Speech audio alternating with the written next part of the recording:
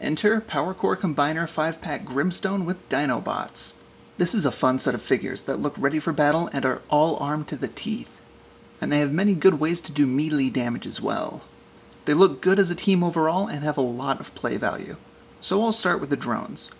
As with the other 5-packs, one set of drones is for the arms, these two, and the other set is for the legs, these two. First off, we've got the Spinosaurus Drone here. He looks alright, but I do wish he was higher off the ground. It looks like he's just going to drag himself lazily around, when he should be more agile. Well, what he lacks in movement, he makes up for in cannons. He's got 5 on each side of him. He's also got this mean jaw that will move. And his tail can go up and down, and there's a minicon port at the end. And his Autobot symbol is on the side here. Now we have the Parasaurolophus Drone. Here we see a more agile looking and even more heavily armed bot. Just check out these massive shoulder cannons, they rock! He's got a minicon port on each side of him, on the cannons, here, and his little arms are on limited ball joints, but that's about all the articulation you're going to get out of him. And he's got his faction symbol on his face. Let's move on. Next up, we have the Pachycephalosaurus Drone. Compared to the last one, this one looks a little bit boring, but he's all about the shoulder cannons and headbutts, and we all know you can't fight a headbutt. His arms will move up and down a bit, but that's it.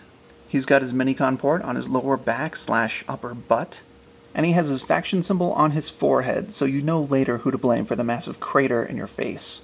So last but not least, we have the Articulation Drone.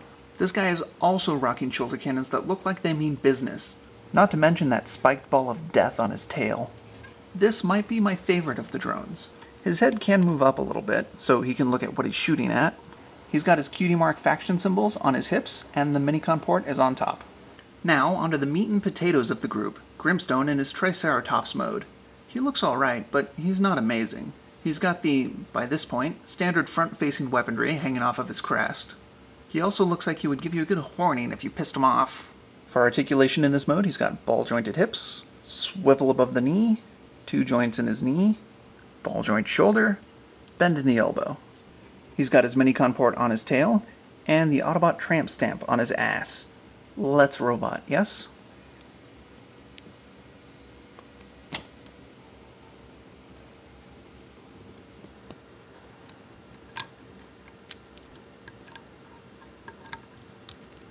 His robot mode is rather meh. His back looks better than his front does, and is just the compacted kibble. And while we're back here, the minicon port is right here. For articulation, his head will swivel left and right. He's got a small shoulder hinge and a very limited ball joint in the shoulder. Ball joint on a hinge. Ball joint hip. 360 above the knee. Minuscule bend at the knee. So I guess he's passable, but he's not very exciting. Besides, you really don't get this set for this guy's robot mode anyway. So let's bring these guys together and show you why you need this set.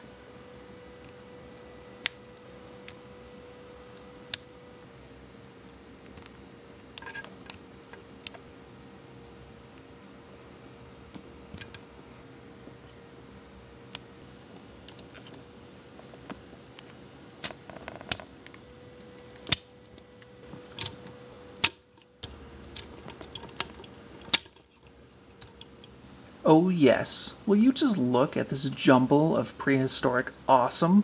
He might look a little silly, but admit it, you want one. One downside is a lot of the weaponry on the individual units is rendered rather useless in this mode. But a gun used solely for this mode is now exposed in the right arm. So his head will go left and right and up and down a little bit. 2-axis shoulders on both sides. His mouth hand will open and close. Ball jointed hips. Swivel above the knee, bend at the knee, and a swivel below the knee. And he still has access to all of his minicon ports.